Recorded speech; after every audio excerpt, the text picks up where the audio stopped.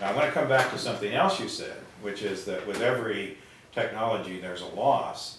And I think that it's actually only very recently that we've actually started to realize some of the things that those of us who, work in universities or factories or office buildings have lost as a result of some of that transition.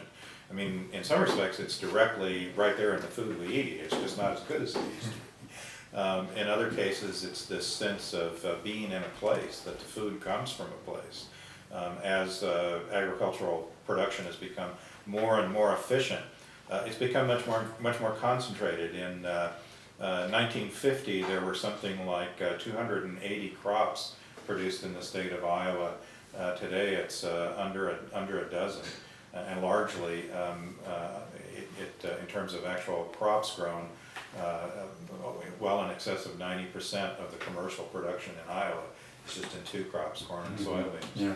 So, the people that were growing those little truck farms and so on largely went out of business. That land got dedicated to its most efficient use.